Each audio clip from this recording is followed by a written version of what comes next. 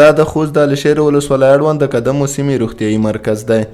د دغه سیمې اوسیدونکي که څه هم د یاد مرکز له خدماتو خوښي څرګندوي، ترڅنګ د دوا کموالی او د امبولانس نشتون هغه ستونزې بولي چې د سیمې ناروغان ورسره مخ دي. دوی د عامې روغتیا ریاست غوښتنه کوي چې په دې برخه کې ورسره همکاري وکړي.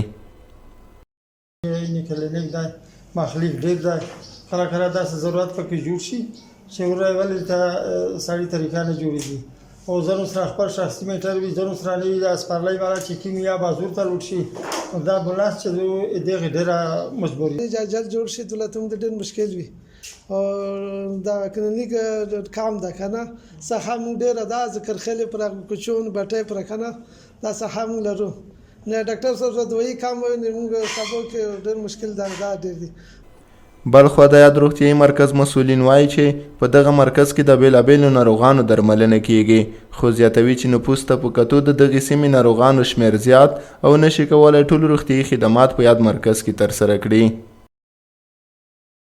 ډېره کمه ده ځکه دا یو سب سنټر خدمات مختوري. سب سنټر په عموماً کې د 15,000 د 6,000 بده ظرفیت مختوري، خو دلته چې انداز کې تقریبا په موږ 3,000 500 څو خپل موږ خپل دغه د دغه کلستر وبدیدو او 15,000 تقریبا موږ کوچون په صبور دي داسې نو یو سب سنټر داس کې د خدمات مخته نشي وړل ځکه موږ هغه خدمات چې موږ ټولونه غوړي موږ نشو سمارزه کوله. خپل د خوست عامې روغتیا ریاست مسؤلین هم د غستون زمینی او زیاتوي چې هڅه کوي چې یاد مرکز ته ارتقا ورکړي.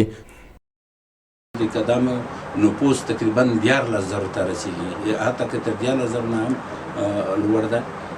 موږ په دې اړه باندې د لوړ رتبه چارواکو سره په تماس کې یو. کوشش مو دغه ده چې د کلینیک ته ارتقا ورکړو په هر معنا باندې هلته د ظرفیت د لوړوالي دپاره هلې ځلې وکړو. که څه هم د خوست په بېلابېلو سیمو کې د کلینیکونو ترڅنګ فرعي روغتیایي مرکزونه جوړ شوي، خو یاد مرکزونه زیاتره وخت د کاري ډلې ترڅنګ د دوا له کموالي سره مخ وي.